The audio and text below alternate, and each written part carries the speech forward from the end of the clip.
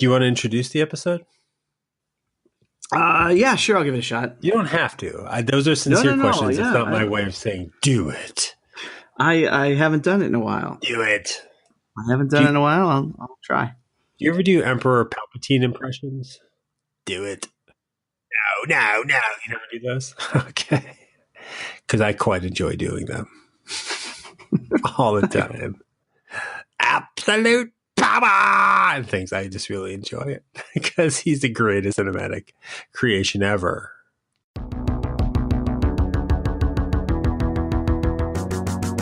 Hey everyone ever, and welcome to 20th Century Popcast, where we try to understand our present while living in the past. My name is Bob Canning. And I am Tim Blevins, and that was kind of your own little spin on it. I think there are either a couple new words or a couple words that didn't make it into the intro. That's great, right? Apparently not. I know, isn't that weird? Why would he have mentioned it if he? Yeah, that's weird. That's what people do. What did I miss? What was wrong with it? What it was a show. I think it's the show where we try to understand the past while living in the past. And you say and podcast? I think you said something like, I think what you said was, welcome to the Star Wars Minute. No, I think you said some other podcast. I think you said, lock the gates. No, I think you probably said, this is script notes. No. What I thought I heard you say was CNN, but they don't have a podcast. They're the news. So the thing is, I don't open the show that often, Tim. And so tonight I thought, well, you know what? Let's give Tim a break. This is going to be his episode where he gets to talk about what I talked about last week, our top 5 favorite albums of the 90s. So let me open the show. Let him take a breath, prepare himself to discuss his albums. I'll open the show. Even though I refrain usually from doing it, I'd make sure that you do it because I tend to screw it up. And so even when I open the show and do an okay job, you've got your little critiques. And so thank you. I'll keep practicing. I was trying so hard to think of a podcast with 2 hosts so I could just say, and I'm so-and-so, and I couldn't. I couldn't even think of whoever does Fresh Air. What's that woman's name? It's not coming to me. She's been doing it for 40 years, I think. And I've been listening to it for never. I always say Ari Gross, but that's an actor, and I think he was in Terry. like voluntary. Terry Gross is her name, so I don't always say Ari Gross.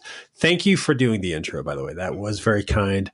I didn't listen to it just then because I was trying to think of the other podcaster's name, but it did give me a chance to catch my breath and to prepare for talking about my version of CDs this week after yours last week. So thank you. No problem. Thank you. Yeah. It's our first 2-parter. It's part 2 of a 2-week topic. How you feeling about how last week's went? How did you feel after that? What was it like to kind of talk about that? I know we talked about it in the episode, but how did you have any regrets after it was recorded? Like, oh, I should have changed that or alter it? No regrets. I felt pretty confident, pretty comfortable with the choices. I feel like I may have just been too rushed and breathy and excited because I very much enjoy talking about those albums. And so hopefully I didn't sound like just some sort of crazy person staying here, listen to this. But I don't think you're sounding crazy. I think you do get very excited when you talk about music. It is noticeable. I've noticed on past episodes you have the most. No, and that's as a compliment. I guess there's no way for it to sound like that. No, it makes sense. But I think you have the most confidence and talking about music and football was the other topic. I think football and Huey Lewis. Well, Huey Lewis, it's hard to separate him from football, but yeah, it's true.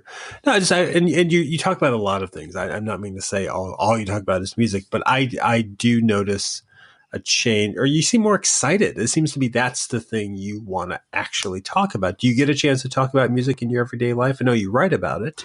I know you listen to it, but are you communicating with people about it? No, not really. Not too often. I'll talk to my girls about it, and they'll be interested for about 18 seconds.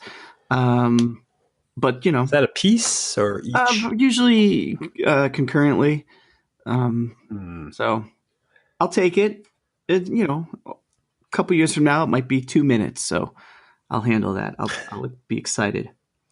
But no, there's not too many folks I get to interact with and talk music with. So yeah, maybe that's why I get so excited on our podcast music episodes like this one. I'm very excited. Like this I'm one. very excited to hear what your top 5 are, and really I'm excited to see where we cross over, because I'm sure Okay, I'd I'm be sure that's curious. going to happen. I have a little insight because I know the list, but yeah, that'll be exciting. No, it'll be exciting. It was hard, by the way, before getting Right? into it. This was a lot harder than I thought. And you expressed that last Yeah. week. I don't think I normally have that hard of a time compiling lists. I think just for myself, my own entertainment, I will be like, what are my 3 favorites? This, how do I order all the Marvel movies? And I can do all that. I can slot all those. This, I don't know. I think because it encapsulates a decade, there was a brief moment where I thought, wait, didn't we already do this? We did high school, so it's a little different. Right. Although none of those albums showed up on your list, right? None of your high school albums showed up on your 90s list. No, and I kind of mentioned that. I don't know if it made the final cut, but yeah, my thing was that I was discovering music in college, and so those albums and the later albums meant more to me. So yeah, mine were mostly mid to late 90s. And they were. You're right. We can hear what mine are. Mine are from, I think, mostly early to mid 90s. But no, in putting this list together and getting prepared for it, there were 2 that I definitely knew. The top 2, which eventually we'll get to, those I knew from the start. Mm-hmm. But working backwards, yeah, it was. I went through a couple different albums. I rearranged a few. And I found myself talking to myself about music. I actually was talking out loud about it, talking a little bit about what matters, like taking little notes. And that kind of helped me whittle down what it was that what I felt and what I was going to talk about. But I used to sit around and talk music with people. Did you have a period where you would sit? I mean, did we talk about music? I feel like you and I would always talk about movies more than music. We listened to music, but I don't know if we ever really talked about it. Yeah, I don't know that we did talk about it too much, aside from the, check out this album or listen to this band. We didn't really get into much more than that. I mean, I remember when we would go to Mary Ann's, we'd make sure to jump on the jukebox there before anybody else and get our songs in. So we definitely. Mary Ann's was a bar in Alston, just to clarify, that we used to go to. And you're right, they had a digital jukebox. No, not a digital jukebox. I don't think it was digital yet. Yeah, I think it was still old school CDs. So middle school. But yeah, we never really. I don't know that we ever really at length discussed song meanings and what they meant to us. Now, are you finding, because your blog does that? And no, I didn't just read the most recent one. I know that would be a great segue to say, like, in your most recent one. I do know that in your blog, you're writing about mixtapes. So you write about music. And I'm wondering, maybe the way we normally talk about music is just with the songs. It was just handing someone the music, like to actually write about it. Like when you sit down to write about your tapes, is there a process to that? Are you dissecting it song by song? Did you have to learn how to work with that?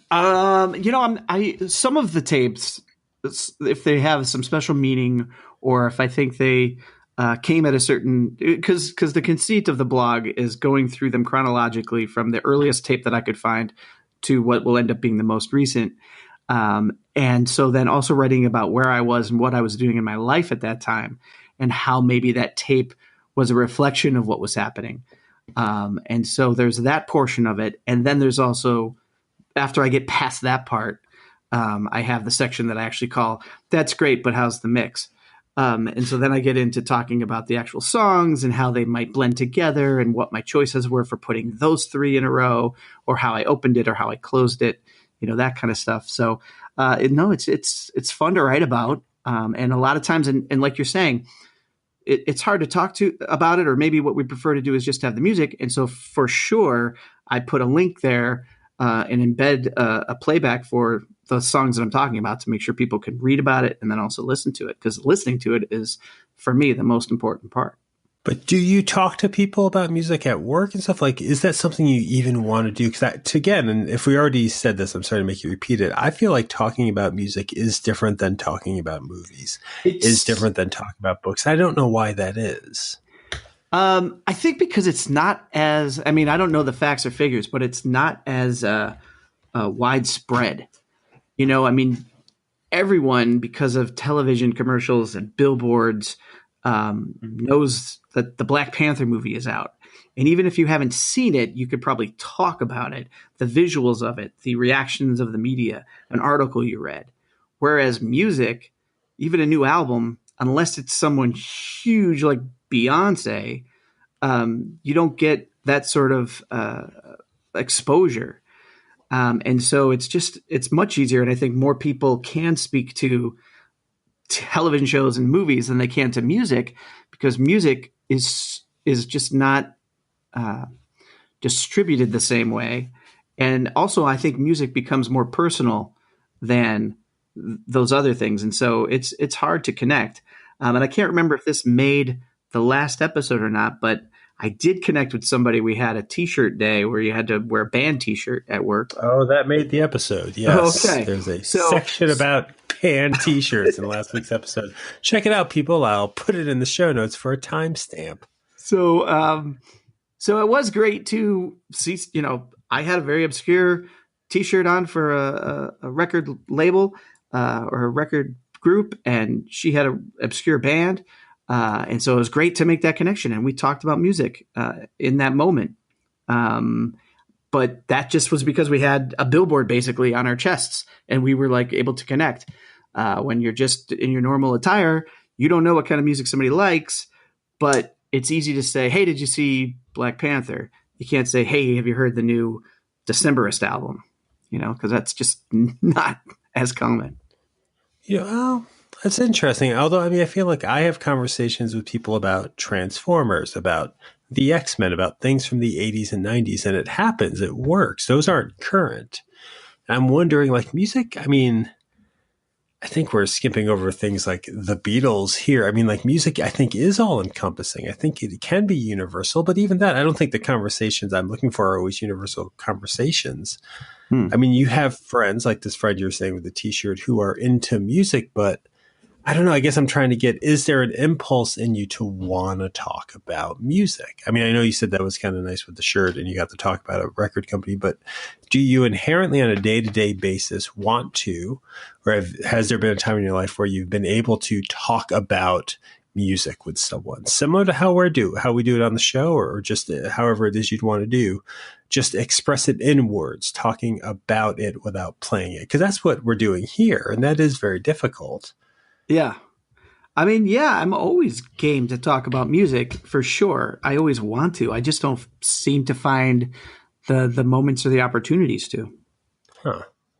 It's interesting. I don't think I get that yet. I do think that it's different. I don't think I feel like music, there's more of a snobbery to it. I think was a word we were using last week, and I think that's true. I think the last thing I want to hear is that people tell me about how instruments work or composition works. Like, I just want to talk about the feelings and the lyrics, I guess. Lyrics are something I can talk about. And sure. Yeah, I guess I don't find that too often. But today, I get to do it today, and maybe we should get to that.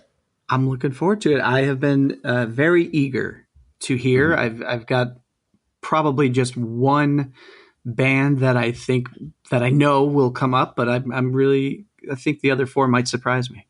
Oh, okay. But we'll see. I'll be curious to hear what that might be. But yeah, so in case you didn't listen last week, please do go back and check out last week's top 5 albums of the 1990s Bob edition episode. In that, Bob counted down his 5 favorite albums from the 90s. And to be clear on it, because I did have to remember this, we're talking about albums that came out in the 90s that we were listening to in the 90s, that we came to in the 90s that impacted us. Because as we'll see as I'm talking, there was an album that almost made this list. I think you had a similar incident, but it's just I didn't listen to it till the 2000s, so it's of a different era. But this is albums released in that decade period of 1990 to 1999 that we were listening to in that era. And so these are the 5 top of those. That's explanation. That made sense, right? That made perfect sense, and I think it's a perfect segue to your number 5 pick. Sure. And this one rotated in and out a little bit. It was on the list, it was off, but then it got right back on. My number 5 pick on the top 5 albums of the 1990s is an album by Amy Mann, and it's her 1993 debut solo album, Whatever is the name of the album. Are you a fan of Amy Mann? Do you know her a bit? I do know her a bit. You can't live with Tim Blevins for 4.5, 5 years in the 90s and not know Amy Mann. Is that true? Was I playing her aloud a lot then? Yeah. I remember a few songs. I don't think I actually, now being so removed from it, I don't think I can remember any of the tunes, but I'm sure once you start playing something, I'd be like, oh shit, yeah, that's the Amy Mann song, or that's the Amy Mann album. How rude would it be if I started playing music right now? It wouldn't be rude at all. Yeah. Well, Amy Mann, I mean, I think people know her. I think she's still got a following. In the 90s, I knew her from Till Tuesday, her 80s band. Well, I knew the song Voices Carry. But in the middle of the 90s, she went solo early 90s. In the middle of the 90s, she had a song that came out, and it's not on this album that I'm talking about. This is kind of the segue to, I think, why this album means a lot to me. She had a song called That's Just What You Are, and it was a single of hers. It was in an episode of Melrose Place. It was on the radio. There was a video. So I heard that song a lot. Did you know that song? Do you know the song That's Just What You Are? That title sounds familiar. Yeah, it was catchy, it was bouncy, and it was on her second album, a 1995 album called I'm With Stupid, and it was a hit. I think it was kind of her radio hit, and I liked it. I liked the sound of it, but I don't think I wanted the hits. If there was something about, like, I felt like I was finding this person. Her voice is really captivating, her tone or whatever. She's a beautiful guitarist. So I was in Newbury. I remember being in Newbury Comics on Newbury Street. I think this was while we were still in college. And I know that I went to, with that song, That's Just What You Are on my mind. I went to the M's. I thumbed through it, and there was Amy Mann. And I had her second album in my hand. And I remember in the little filing area with the CDs, her first album, whatever, there was a copy of that as well. I remember picking it up, and it was almost like, in Raiders of the Lost Ark, where he's weighing out the sand, the switch for the idol, for the one. Right. Like, I was kind of sizing them up a little. Like, I was looking on the backs, looking at titles, and I can never tell from titles what I'm going to like. But I put the I'm With Stupid, the second album, the one that was kind of the one they were pushing, the one that had songs on the radio, I put that one back. And I grabbed Whatever for the sheer purpose that I didn't know anything off of that particular Amy Mann album. I knew that I wanted to like Amy Mann. I knew 2 songs by her, Voices Carry and That's Just What You Are, but I liked them. They were hitting me. Yeah. So I wanted to like her.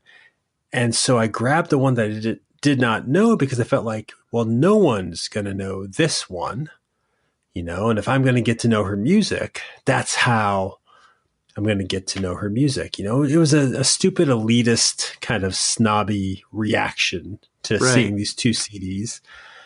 And it kind of paid off, actually. I mean, this album did stick with me. I like the other album as well, but this album, it's an album that's all about regrets, I think. She sings a lot about looking back with kind of a sad longing on something. I don't know if it's always pain, but it's definitely failure. I think she writes a lot about failures and foolishness. I think maybe that's what it is. It's more about foolishness. She writes honest pain about foolish actions and foolish, like, anticipation, or just, foolishly counting on someone. And I think hearing that on this album in the mid 90s and coming to that, I was kind of coming into my own with this reality of cynicism, sort of this, maybe not having all this hope that I was raised with, and maybe kind of feeling like the world wasn't this perfection of something or this hopeful thing. And she was dealing with it in her lyrics. Right. And she was dealing with this bitterness and this pain, and she was turning them into these things of beauty, kind of like Richard Lewis with his comedy. Like, that's why I was into him. He was taking this pain and suffering and making it funny. She was taking this, again, I don't know if it was pain, but definitely suffering. And she was making these beautiful sounds out of it. And is it, what was that? Well, I was going to ask, is it the combination of the lyrics and the sounds that really had the album take hold for you, or was it the lyrics that grabbed you most? It's very much both. And that's a good question you're asking, because there's another artist that we'll get to in a minute where I don't know what they're saying. I don't always, sometimes It's very hard to pick out lyrics, even when they're written on in the liner notes. It's hard to figure them out, so you get a sense or a feeling. But her words, I mean, she has beautiful turns of phrases. She's a beautiful guitarist as well. I mean, I think we're going to see each of these albums I picked were like soundtracked albums for me. Like they're good walking through Boston songs, or they're good leaning on your windowsill songs, anything that's overly dramatic, you know. But yeah, her lyrics, like the song that I would recommend off this, you know, like we talked last week, like what song would you recommend off of this album? She has a song on this called The 4th of July is the name of the song. And it's a gentle, just like a quiet little guitar ballad, you know, that kind of feels like raindrops, you know, hitting your window or hitting your jacket, you know, and it's this reflection on like a passage of time. And, you know, she's talking about the 4th of July, and she has this lyric that has always kind of stuck in my head, and I've used it, you know, I've said it or typed it, tweeted it for different reasons, but just this, you know, in describing the 4th of July, this dumb holiday that I don't think I've ever enjoyed, but I've really come to hate. And she just refers to it as a waste of gunpowder and sky. You know, that line is in there, this beautiful line that kind of cuts in with the melodies. And, you know, she's instantly, what is she doing? She's like diffusing the false happiness, you know, of this forced holiday. And it's to this very sweet guitar at the same time. And that's really what I needed. I mean, this is kind of where it started for me, I think, this realization of falseness, falsehoods, and singling it out. And I feel like this album, because it's so beautiful sounding, you know, that struck me. I replayed it a lot. And also because of who she was. I mean, here we were in Boston, you know, and I was grabbing CDs in Boston, and then Amy Mann, she's from Boston. And maybe it's just because that was college time, but there is, I don't know, there's something about identifying in Boston. I do it with authors, I do it with filmmakers, and yeah, I do it with music. And again, it's a little phony, isn't it? I'm not from Boston. Yeah. But I latch on to this. I don't know. I think that too sometimes. It's like the majority of my life was spent in 3 places: my hometown, Boston, and now out here in LA. And I spent more time in my hometown and in LA compared to my time in Boston. But I always tell people where you're from when they ask. I'm always like, oh, I came from Boston. Oh, you do? Huh. Yeah, it's like, I'm from Boston. Because I feel like I lived my formative years in Boston. Like my high school years were semi-formative, but my real formative years were in Boston. And so I'll say I'm from back east, lived in Boston. That's basically what I will say. Do you ever have any attachment to Los Angeles, being in Los Angeles? Is that something for you? No, not really. Really? You're raising a family there? You're I know, it's very strange. I have connections here. And certainly it's hard to leave here now. It's something I've discussed, but it's always like, well, this is where we're putting our roots down. So but I don't feel connected to it. Do you still feel connected to Boston, or do you feel connected to Boston in the 90s? I probably still feel connected to Boston in the 90s. The few times I've been able to return to Boston, I kind of would like walk around like this was my place. Yeah. And I don't I don't know what voice that was, but yeah, I'll support that. Yeah, but it's like, okay, that building wasn't there before, and this road has been cleaned up, and I can't walk through there anymore, and it's just, yeah. So I don't feel as connected, but I definitely, like, just the other day I posted something on my wife's Facebook page that was a Boston joke thing, because that's where we met. That's where we courted. So yeah, Boston just means a lot to us. And I will say, walking around, like all of that's there. It's like, this has changed so much. Where are the bookstores? You bought everything. You know, but that always happens. And when we got there, people were saying the same thing, like, where are the hookers and the syringes? But I'm always pleasantly surprised, or at least pleasant to have the experience. Like, it still hits me. I can walk around Boston and it comes back. I'll put on the headphones, play some of these songs, play other songs. Like, I'll make it a point to play certain things. I'll walk certain places. And even though 20 years is a long time ago, 25 years really from the start of it, things have been reworked, there are still enough touch points And they're touch points or locations that are heightened, again, by the music that's playing, by the memories of what was there, by the jacket I'm wearing, coat, I guess, long coat. But it still gets to me. I still feel resonance or a resonance there. I guess I don't tell people I'm from Boston. I mean, I don't even think I tell them I'm from Connecticut. I just don't say it. It doesn't come up. But I still have something there. And it's tied into a lot of these songs, all of these songs, actually, which is supposed to be a segue to get to the next one, I suppose. Mm-hmm. Yes, let's hear what number 4 is on your list. On this list, yeah, number 4, it's an album from 1996, and it's an album called Carnival Boy by Tobin Sprout. Do you know who Tobin Sprout is? I'm not too familiar with Tobin Sprout, and you're going to kill me for that. Oh, no. Because I should be. Yeah, not should be. It's a name. And again, it's a name that I'm familiar with because you had that Kon-Tiki band I was unfamiliar with last week. Is he from Guided by Voices? He is, actually. He's totally from so that's great. I still wanted to get Guided by Voices on this list, actually. Oh yeah. Because if not the Replacements, if for some reason I can't say the Replacements, Guided by Voices are my favorite band. I mean, I guess it's the Replacements, but I fucking love Guided by Voices, and they've been so impactive on me. And the 90s were their heyday. Those are the albums I like. Like I had Alien Lanes. I think you had it too. But truthfully, you do. Yeah, it's great. I mean, all those fucking albums in a row are great. Alien Lanes was the only one I had in the 90s. So in the 90s, I was listening to them, but I wasn't listening to them obsessively yet. You know, they're sort of they're like my 21st century band. Sure. Even though the work that I listened to was released in the 90s, but regardless, my gateway to get to them eventually, my introduction to them, what eventually I think led me to them, and maybe even led to me buying Alien Lanes, I don't know the order there, was this album, which is the first solo album from, like you said, the band member Tobin Sprout.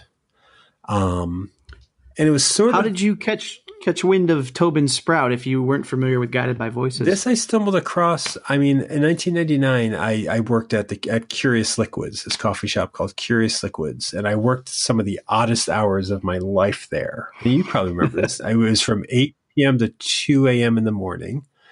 You know, I did this 6 days a week.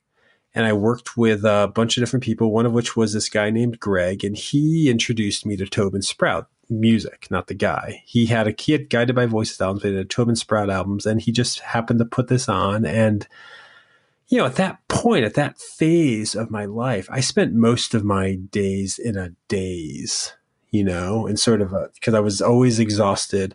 I was always smoking. I was always tipsy. Work didn't feel like work. I was always hocked up on a lot of caffeine. I was just seeing people all the time.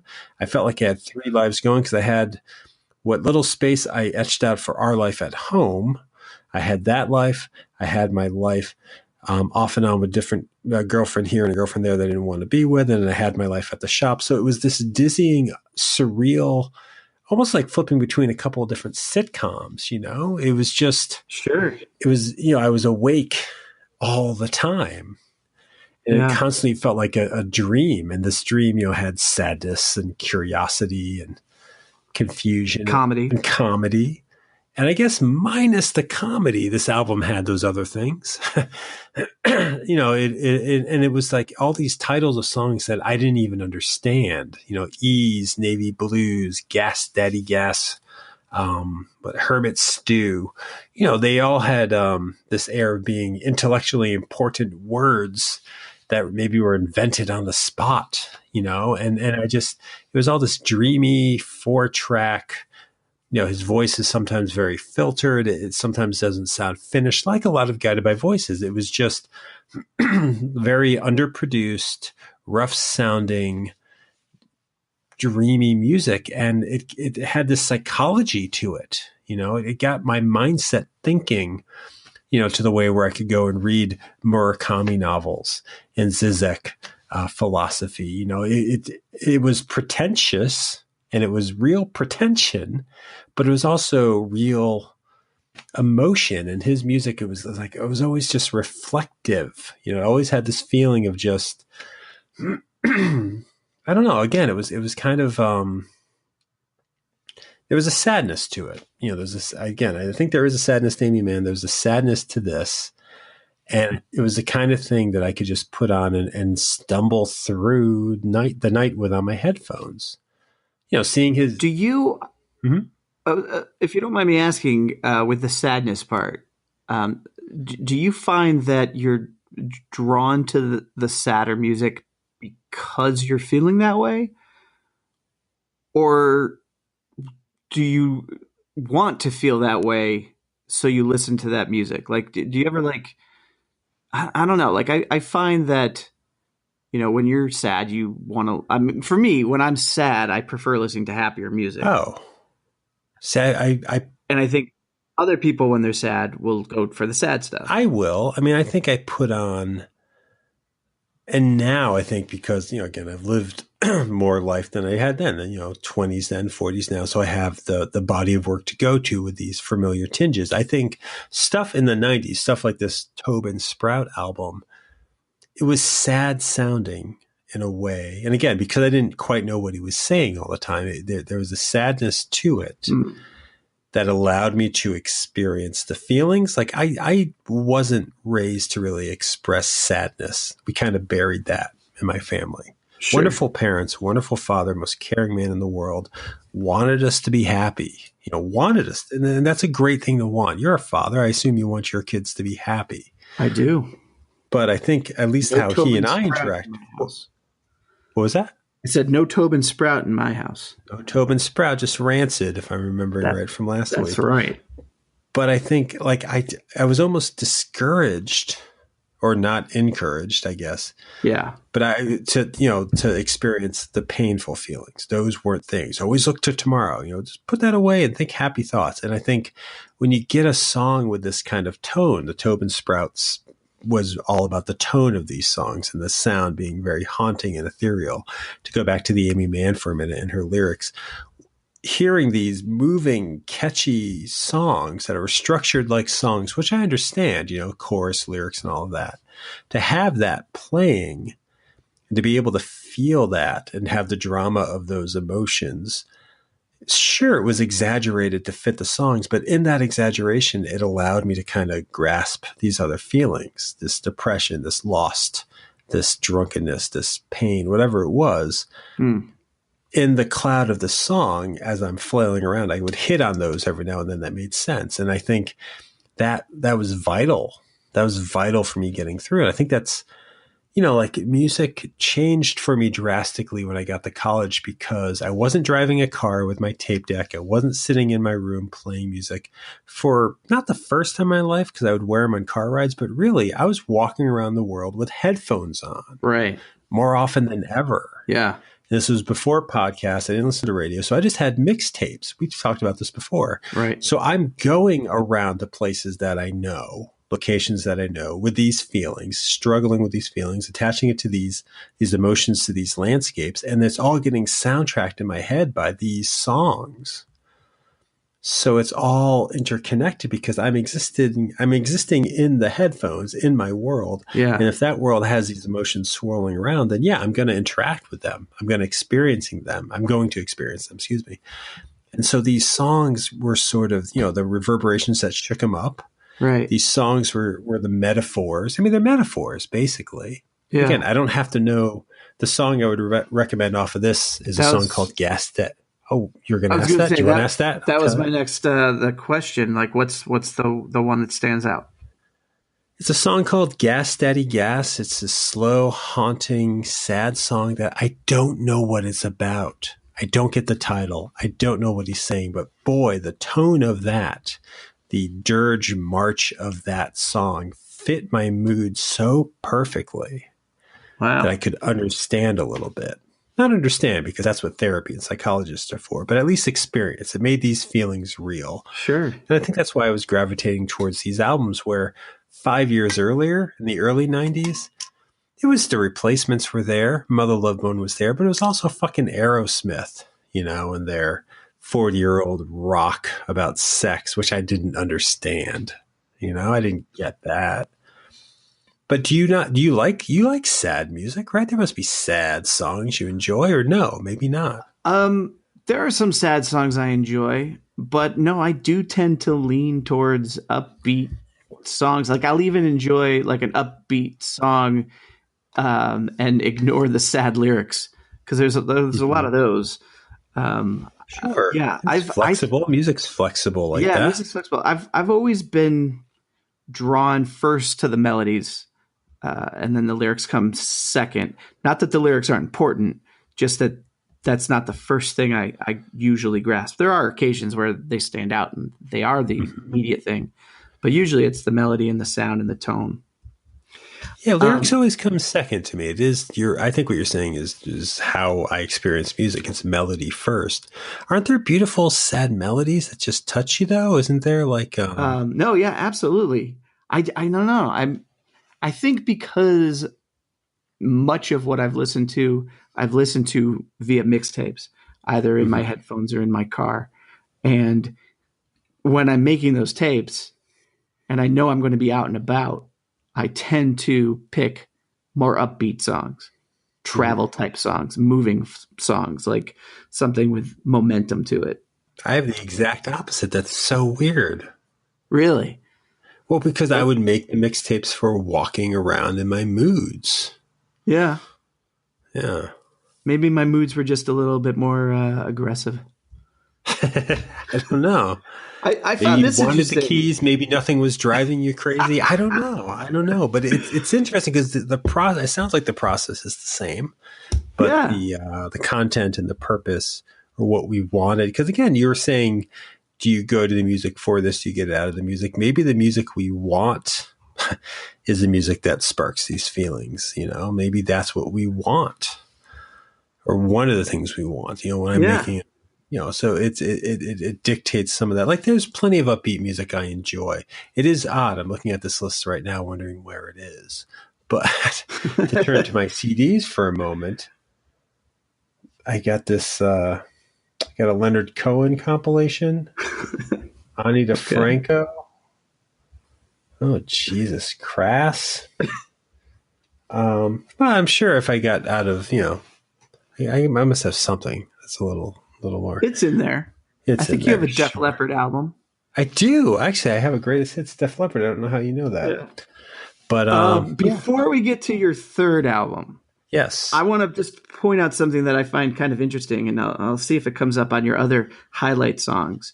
Okay. I think it's interesting and cool, the juxtaposition, at least for me, of the titles of the two songs you called out, The 4th of July and Gas Daddy Gas, because both of them, just by their title, I immediately think of something exciting, happy. The 4th of July, it's fireworks going off, it's explosions, it's color. And Gas Daddy Gas, I hear like, somebody from the 50s. That's a gas, Daddy. And it's just funny that both of those songs are the opposite of that. Wow. No, very much so. That's interesting. Yeah, I wonder if that is where the title comes from. I wonder if you just solved my 22-year conundrum, or whenever 96 has come out, so 22 years. Yeah. I don't know. Let's see if you can, what you got to offer for this. The album number 3. What if I hopped onto that? Let's do it. Is that cool? So my third favorite album of the 90s, and I'm curious, so far I feel like I was surprised that Amy Mann, you connected that to me. I'm happy about that. I wasn't sure if that was something I shared or if that was private.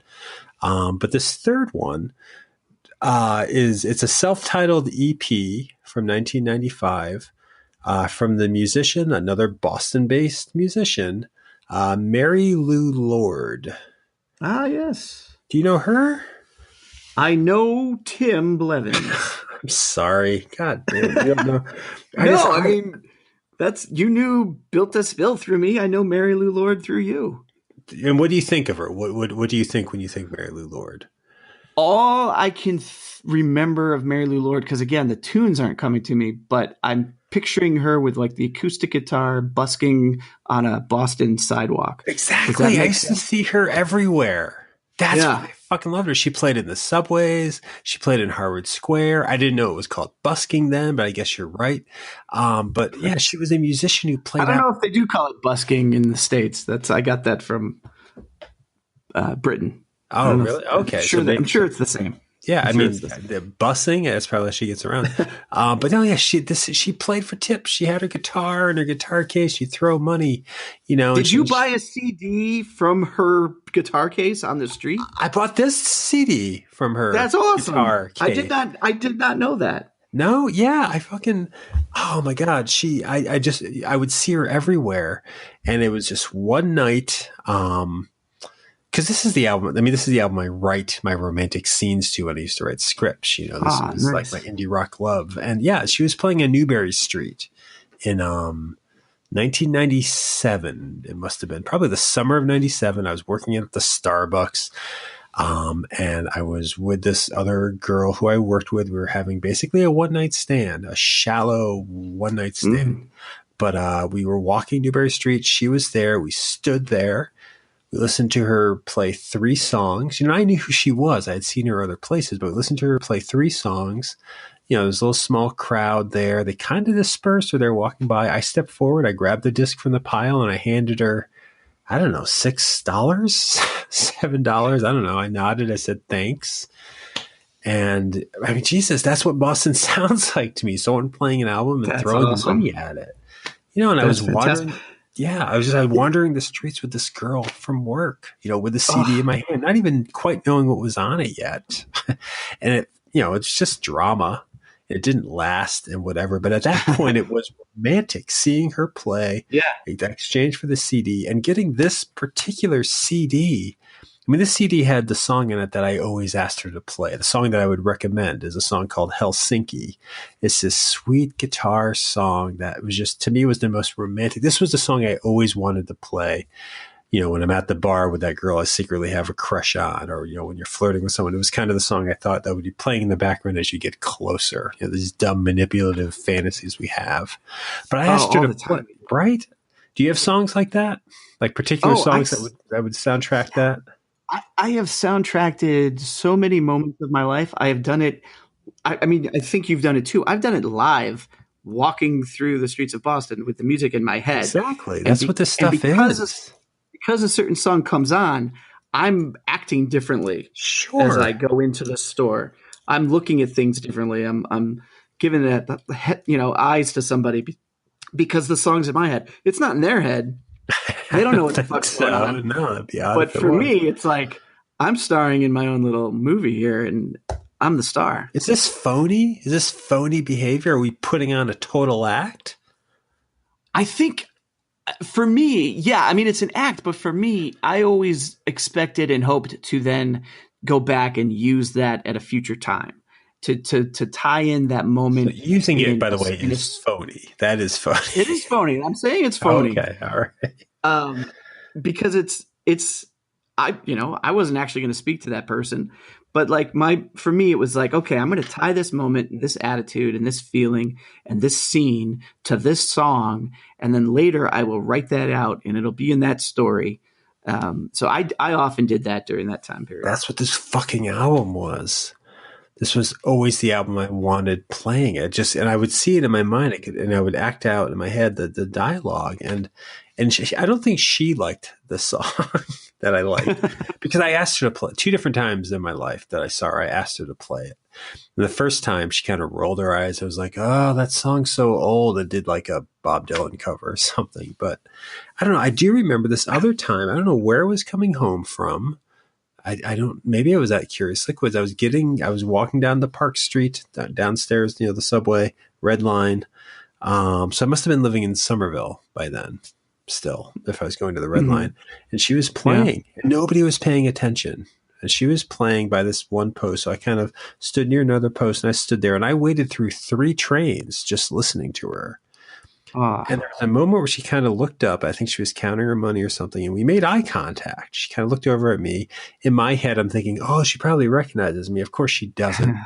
But we made eye contact, and I took a couple steps forward, and I nodded my head, and I was like, I stumbled. I don't remember how. I know she didn't ask me, because I remember thinking that was brave. It's not, but I thought it was. But I somehow stammered out, I really like that song Helsinki. And I don't know if I asked her to play it or just expressed that, but she played it. She played this song, and she played it for me. Like nobody else was stopping. Nobody. And it's not that she kept looking up. It's not like we were making eye contact, but she did play it.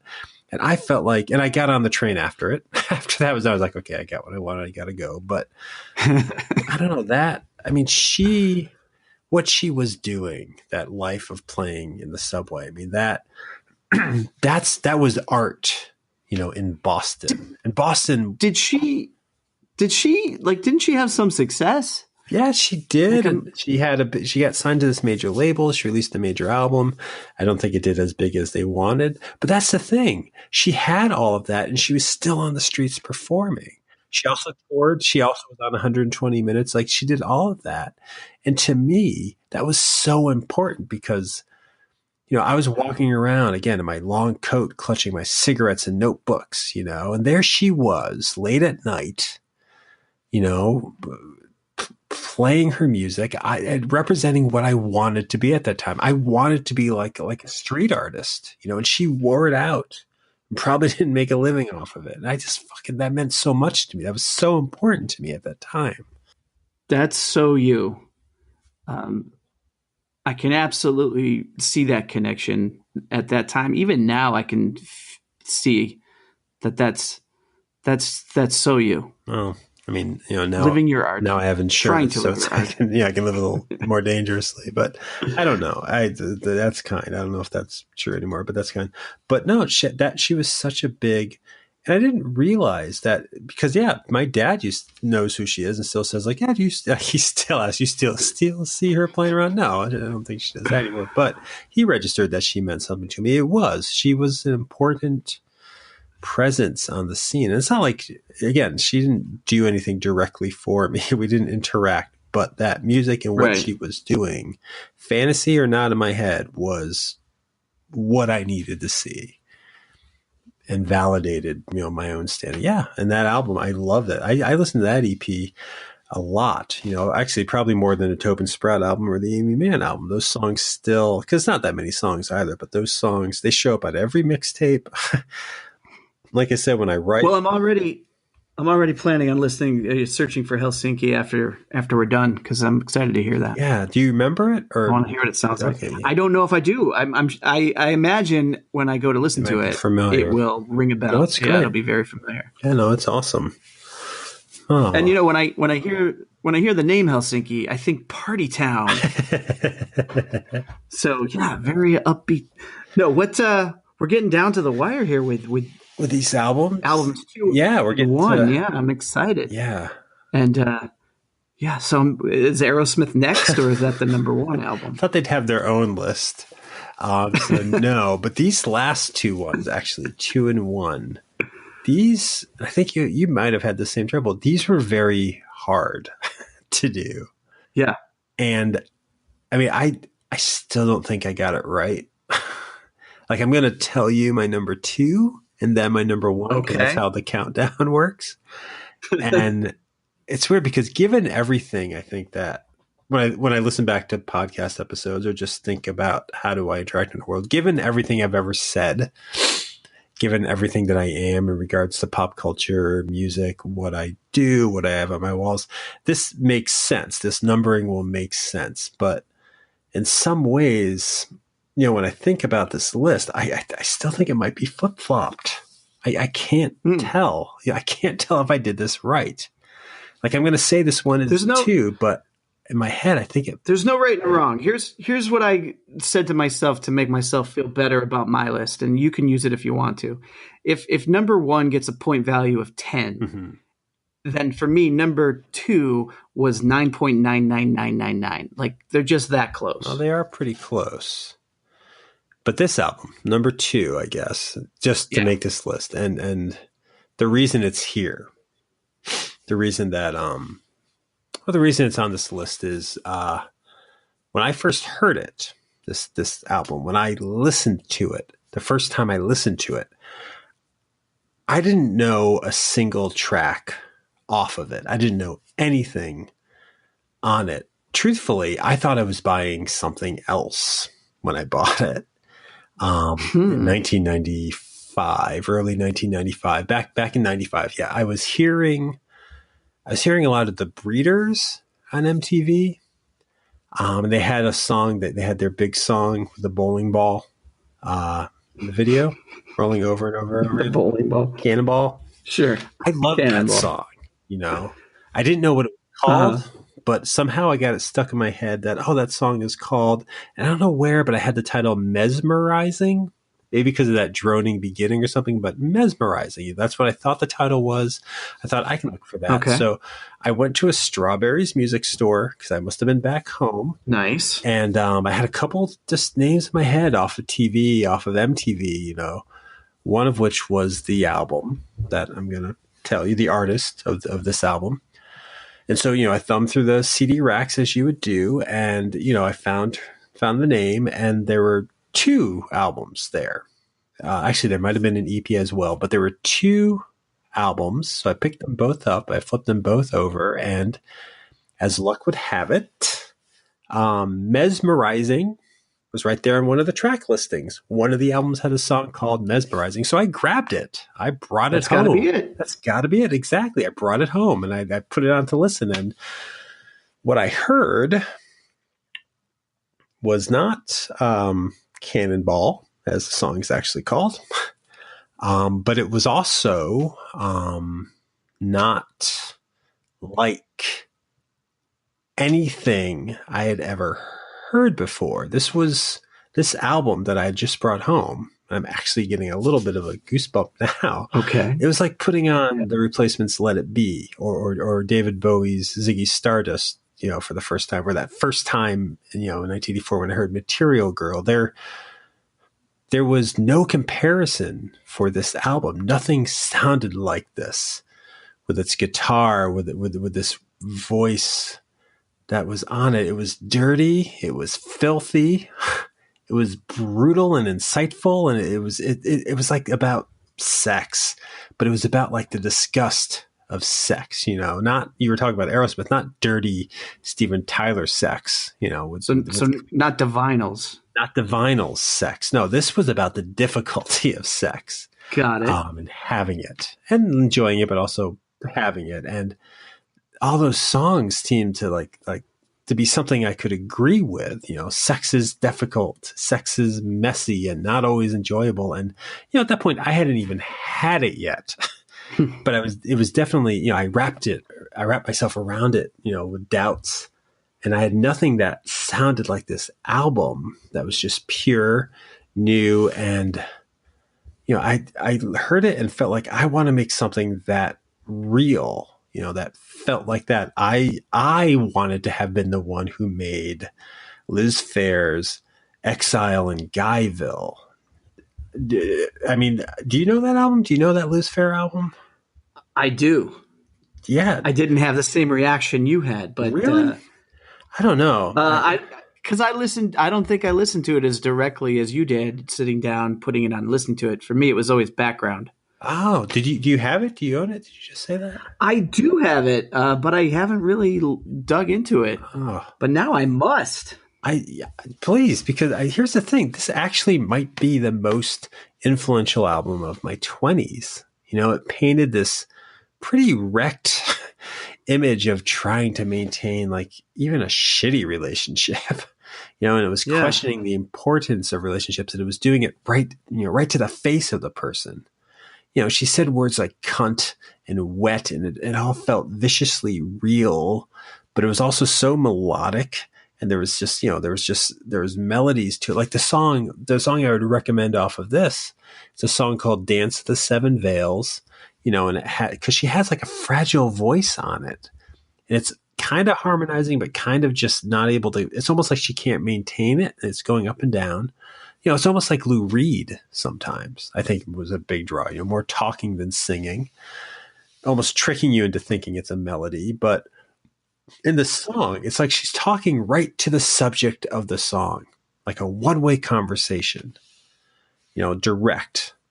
And I feel like this I wrote down, so I'm sorry I'm reading this sentence, but I do feel, I do believe this, I just wrote it down so I wouldn't forget. But this album, I think, is what Chasing Amy wanted to be in terms of like frankness. And maybe Chasing Amy was, but this felt so honest. And it didn't feel foreign to me.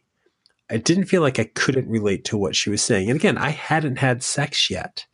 And again, I don't have a vagina. And again, I'm not a musician from Chicago, but everything she was singing and how she was singing about it just struck me. This idea that this is going to be the worst at times. Everything is not worth it. And you need to call it out on that. You need to address that. And I listened to this album all the way through constantly, when I got it. And I didn't know, and it's just by chance. I love Liz Phair. I love these 3 albums of hers in the 90s. And it's not that I would never have heard her, but the experience of coming across this totally and completely by an accident that doesn't feel like an accident when I make a story out of it. I mean, this is what finding an album was all about, I think. Yeah, I am jealous of that experience. I mean, I've probably had it a few times as well, but to put something on and you're expecting one thing and you get something else and you can't pull yourself away from it. Yeah. It's like, it's not like, oh, this isn't right, so you turn it off. No, it's like it immediately will grab you and shock you. That's a feeling I've only had a few times, and it's great to hear you tell it because you really paint a picture of how that can affect you. I don't think you can have it that often. It wouldn't make sense if I wouldn't trust every album. That's true. That's true. And it's only a handful of albums that do this. And again, I don't even know if my number 1 does this, but in fact, I feel a little bad now because my number 1, you've talked number 2 up so much. It seems a little anticlimactic. Like I need a cigarette after that last one. But I mean, number 1, it's still number 1. It still holds its place. I think, it does mean too much because I have spent so much time with it. I've been enjoying rethinking Liz Phair and realizing how it hit me. But right, that's just a fucking amazing album. But number 1, I'm sure my number 1. I think my number 1. Have you heard of my number 1 favorite album? We've talked about it on the show. Paul, I think so. Yeah, Paul Westerberg's 14 songs. Would you have picked that? 14 of them. Of course. And of course, it's the album that got me to college. It's the album that got me to venture out and about. It got me to think and dream and act. Manic. It's like my big cinematic album. It soundtracked everything I fucking did and felt every feeling through it and blah, blah, blah. No. I can. Yeah, we've talked about it before, so it might feel like we're just retreading it, but don't put it down like that. I know. It meant a lot to you. I'm just a little embarrassed because it's so. And it meant a lot to me too. Yeah. This was the first album I bought after moving out of our apartment together. I remember you saying that. Coming out to LA. The first album I had to get because it's like, I don't have this in my life anymore. I've got to get 14 songs in my life because it was in your life. It was our time together a lot. So it's important. There's no harm in it being number 1. No, and of course it's important. It seems so predictable. Like it seemed like, of course. Well, I mean, that's the same thing with Oasis for me. Yeah. Any human being that knew me from 1995 to 1999 only thinks of me, that I'm not like good friends with still, only think of me as the guy who likes Oasis. Now, has it diminished a little though? Like, is it hard to go back to it sometimes, or is it less impressive, the Oasis albums? No, I still absolutely love those first 2 albums. I get a lot of thrill out of their 3rd album. I can't stand their 4th album. It's the worst thing ever. But then their last couple were 2 or 3, I think, have some highlights, and I listen to them. And I've got all of their, BDI and Noel Gallagher's High Flying Birds. I've got all those albums. I don't listen to them as intensely as I listen to other stuff now. But yeah, and this is a question I have for you along these same lines. So 14 songs, you're number one of the 90s. Yeah. Where would you say 14 songs, just roughly, where do you would say it ranks overall in all the music now across your entire life? Because, you know, my Oasis albums are down. They're probably, the first two are probably the back of the top 10 maybe now instead of number one. Where's 14 songs go? It's not, you know, to look at it without the stipulation of the 90s. No, it's not. It's probably not in the top 5. I mean, fucking, but it's just like, because like the stuff, my favorite albums, like Ziggy Stardust, B-1000 by Guided by Voices, Material Girl by Madonna. I mean, those are like 3 of my favorites, and then probably the replacements, Let It Be. You know, it's 4. Like, I don't even think it would be number 5. Liz Phair is probably in there at number 5. Isn't that weird? Yeah. To take it out of the 90s, Liz Phair beats 14 songs. I think 2 things are happening there. 1, I'm allowed to get Paul Westberg in with the replacements that way. Yeah. 2, I think, as time has gone on, I mean, of course, like the song I would recommend off of 14 songs, First Glimmer, that's still a big deal to me.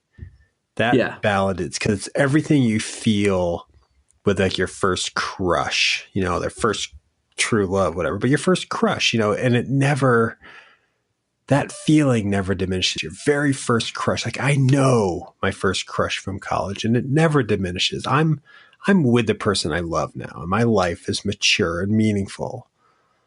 But that first one, that first crush, and the song that goes with it, and the lyrics about safety pins and God that it hurts, you know, that's still the most real something we'll ever feel, because I didn't know any better. You know, I didn't know responsibilities and realities or how to be kind to someone. You know, I just knew selfish, self-fulfilling emotion. And at 20, that's okay. And that's what that fucking song is about. And it's so important for me to remember that song is so important. But yeah, 14 songs on a list outside of the 90s doesn't make the top 5. That's weird. That's weird numbering. Because in the 90s, so that's what was hard about this list too. In the 90s, I was discovering the replacements, all the rest of their albums. So that's when I would have dug those, you know? So, and then out of the 90s came Guided by Voices. So those things are timeless to me now. But I guess within the span of the 90s, 14 songs best represented where it was at. Do you still, it sounds like you don't really go back to 14 songs, but do you go back to any of these others? I do. And I go back to 14 songs. I go back to songs off of it. Exile and Guyville, I definitely do. And the Mary Lou Lord, I do. It's weird. The Carnival Boy and whatever, I don't go back to that often. But this week, I listened to whatever like 4 times in a row. I had it playing at work. The first time was for research, and I was like, listen to that again and again. I fucking loved it. And Carnival Boy, I put it on when I was walking because I wanted to try to recreate that sensation. Like they are good albums. They're whatever. Yeah, I know like a track or 2 I'll put on mixes, but the album as a whole I hadn't listened to in a while. And Carnival Boy is the same way. Like when I make Guided by Voices mixes, I also put on Robert Pollard and Tobin Sprout solo stuff. And so there's stuff off of Carnival Boy that makes it there. But to listen to the whole album and to hold the album, because that's one of those weird cardboard digipacks that's falling apart. Like just holding that and remembering that, there's a lot of memory to that. Right. But yeah, I mean, you know, once this week passes and we move on to whatever the next fucking topic for the show is, I probably, those CDs will be put back again for a while. But the Mary Lou Lord, the Liz Phair, and a lot of the 14 songs, not all 14 of them, we'll say 6 of them, those stay in constant rotation. Sure. Yeah. Nice. It was interesting. The Liz Phair, like I listened to her all the time. Listening to it from start to finish, when I thought, oh yeah, that's probably going to be on the list. When I went from start to finish, that's when this hit. That's when I really realized the impact that this thing had, or revisited the impact that this thing had, because I wasn't expecting that. That was the biggest surprise. Like I knew it was going to be on the list. I didn't realize how I felt still about it, and that was great. Screeching Weasel did not make the list. I thought they were going to. Screeching Weasel's not there. No Soul Asylum. No, which is I forget about them because they were big for me. But no, nothing off of the high school list except for 14 songs. But I was gonna put Ned's Atomic Dustbin on this, but I'm like, I well, thought about that one. I thought yeah. that might come up based on the last talk. I was hoping I'd hear some Bouncing Souls. Oh, really? Yeah. See, I was trying to think like that was the thing with the list. There was a moment of like I gotta mix my genres. You can't do that. I was like, where's my folk genre? That's why Screeching Weasel was gonna bump out Amy Mann. But I'm like, well. And while that's still questionable, I'm like, her album meant more to me. So, yeah. No, I actually find this list to be fascinating. And I wish that I had heard these albums enough or had them even. Like, I want to go back and I want to hear them just the way you're talking about them. I want to listen to them. So I'm going to seek some of this stuff out now. Well, that's cool. What a fun and ultimately frivolous exercise this was. But sure.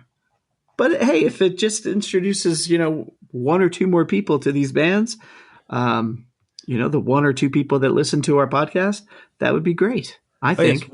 Yes, world, support Amy Mann. You might not know her, but she's out there. And while you're supporting her, why don't you support us? Who's us? 20th Century Popcast. That's Who's Us. We're this weekly show that you're listening to, and you can check us check us out. I am choking here because I'm so dry on water. Check us out on www.20popcast.com. That's the main website where you can always find the most recent episodes streaming, as well as link to all of our past episodes. You can also find links to subscribe to us on Apple Podcasts, on Stitcher Podcasts, on Google Play, and other podcast aggregates. And if you listen to us on Apple Podcasts and you enjoy the show, a huge favor that I would plead with you to do, because it would help us out, drop us a little review. You can rate us with stars. People love rating things. But you can also leave a little review, say what you like or don't like about the show. Helps our egos, like I always mention, but it also helps the show.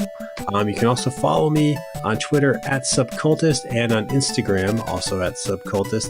Bob, I jumped into this. Did you want to jump into this too? Sure. Yeah, you can follow me at RH Canning on Twitter. We've talked about the blog. If you're interested in checking my mixtape blog out, you can do that at superultramegamix.wordpress.com. Superultramegamix.wordpress.com? Superultramegamix.wordpress.com. And I also encourage folks to also can find us on Facebook. Leave a comment, ask some questions. Let us know if you want us to make you a mix. I think we'd be happy to do that. That would be cool. You could do that. But thank you for listening. Join us next week when we talk about the top 2 live albums of the 1990s, or is it live? But until then, we normally have a closing here.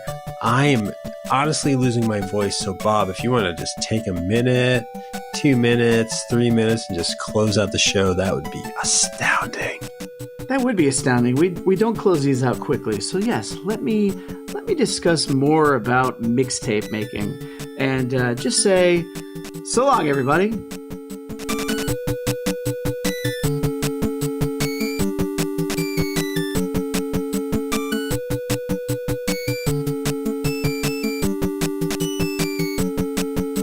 No, but he's that made me think he was. Hey, I have a WordPress account. Yeah, you do. Don't knock. Yes, you do. I don't believe I said, and you don't. I was saying that's what I thought when I saw his blog, meaning that doesn't necessarily mean he's acting just because he has a blog about it. True. Right? Correct. I don't even think the blog is about acting. I don't know. I've only read one, and I was like, this is not for me. But I feel that way about most blogs, which is shitty because I ask people to listen to my show all the time, but I don't want to read their blogs. I saw you liked my latest entry, but I'm curious if you actually read it. I did not read it yet. I liked the picture of the tape. Thought the tape was cute. But that's honest. I was liking the picture of the tape. I didn't leave a comment like, good read. You can always tell that one. Great job. Oh, yeah, it takes me back. And then, I'll reference not a song from side A, but side B to make it look like I listened to, read the whole article. Because I know you go in order. No, I haven't. I have not read it. I'm sorry. Not sorry, but I mean, I guess it's misleading. I'll take that back if that helps out. I'll remove it. Please do.